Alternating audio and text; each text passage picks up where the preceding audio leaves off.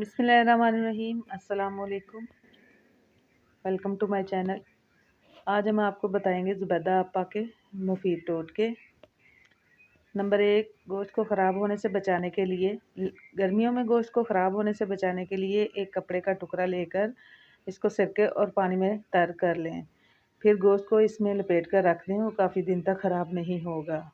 Number 2, चावलों को कीड़े से बचाने के लिए चावलों में पिसा हुआ नमक मिला दें तो इन्हें कीड़ा नहीं लगेगा।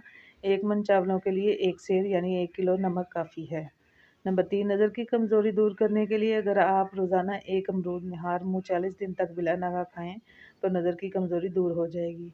नंबर 4, उबले हुए अंडे की पहचान। अगर आप ये देखना चाहते हैं कि अंडा ठीक तौर पर उबला है या नहीं तो अंडे को पानी से निकाल कर देखें। अगर लट्टू की तरह घूम जाए तो समझ जाएं कि अंडा ठीक तौर पर उबला हुआ है, और अगर ठीक से नहीं घूमे बल्कि लड़खड़ा कर गिर पड़े तो समझ जाएं कि अभी कच्चा है। नंबर 5, चाय के दाग और कॉफ़ी के दाग दूर करना। जिस जगह चाय या कॉफ़ी गिर जाए तो फ़ौरन वहाँ नमक छिड़क दें और खुश्क होने के बाद गर्म पानी में साफ़ सर्फ डालकर धो लें। कॉफ़ी के धब्बे साफ़ करने के लिए स्प्रेड से साफ़ करें। कॉफ़ी के गहरे दाग हों तो पेट्रोल से इसको साफ़ कर लें।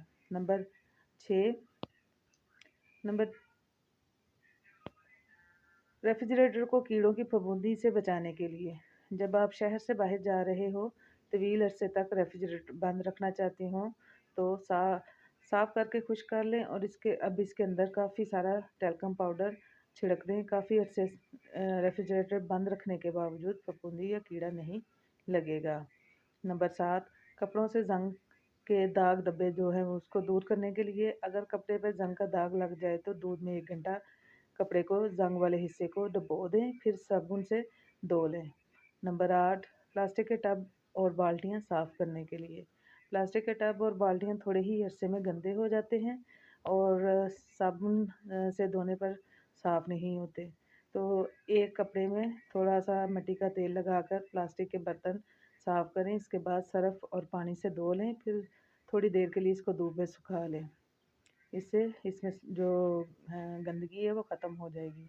नंबर 9, छींकें दूर रोकने के लिए अगर मुसलसल छींकें आ रही हो तो हरा धनिया हाथ में लेकर सूंघ लें, छींकें बंद हो जाएंगी। नंबर 10, प्याज को क्रिस्पी करने के लिए, प्याज को क्रिस्पी और अच्छा ब्राउन करने के लिए पहले स्लाइस किए हुए प्याज को 15 मिनट के लिए दही में भिगो दें, फिर फ्राई करें। इससे प्याज का रंग जो है वो बहुत अच्छा हो जाएगा।